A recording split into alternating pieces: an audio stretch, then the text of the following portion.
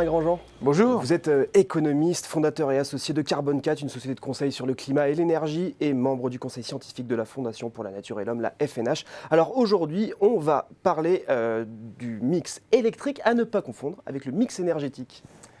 Le mix énergétique, c'est toutes les énergies qu'on utilise dans notre vie, donc ce qu'on appelle l'énergie finale. Il y a du pétrole pour se déplacer, il y a du bois, du gaz, de l'électricité pour chauffer, et puis au sein de l'électricité, il y a des sources différentes de production d'électricité.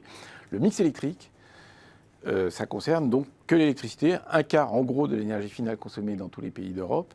Et dans ce mix électrique, il y a des écarts très considérables entre les pays d'Europe, entre des pays qui utilisent beaucoup le charbon et des pays qui utilisent beaucoup de renouvelables ou de nucléaire. Alors quels sont-ils? Rentrons dans les chiffres. Si on se donne quelques chiffres, la France et la Suède sont les pays qui ont le mix le moins carboné.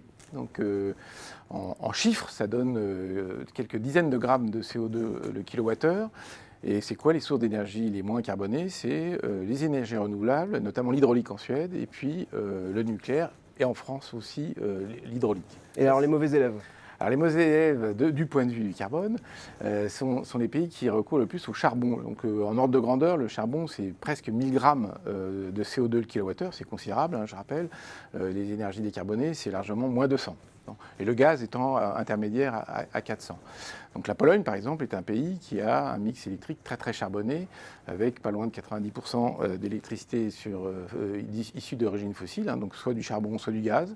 L'Allemagne n'est pas un très bon élève, pour être très franc. Ils sont à plus de 400 grammes CO2 le kilowattheure, sachant que la moyenne européenne est à 300. C'est intéressant ce que vous dites, parce qu'on dit souvent que l'Allemagne a un comportement très vertueux d'un point de vue énergétique.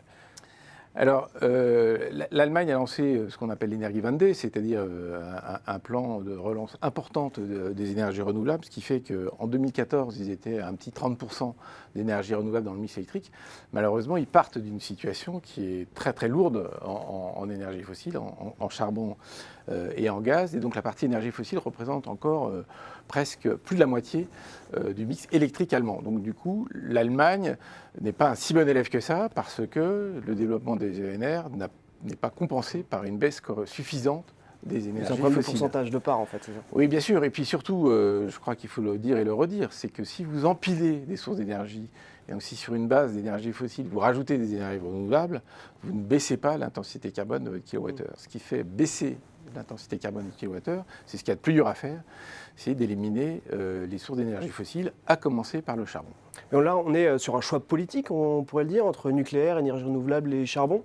Alors, on est sur des choix industriels historiques. La France a fait le choix du nucléaire dans les années 70, ce n'est pas du tout le choix qu'a fait l'Allemagne, donc il y a une tradition et donc il y a beaucoup d'emplois, beaucoup de technologies, donc aucun des pays n'a envie de perdre ses avantages et ses compétences.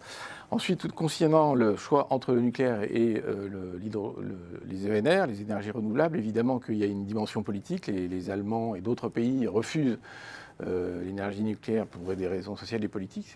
Quels sont les termes de ce débat? C'est assez intéressant de voir. Donc là, du côté du nucléaire, c'était très très clair que c'est le risque d'accident d'une part et d'autre part la question de la gestion des déchets, qui sont les deux gros sujets qui intéressent l'opinion.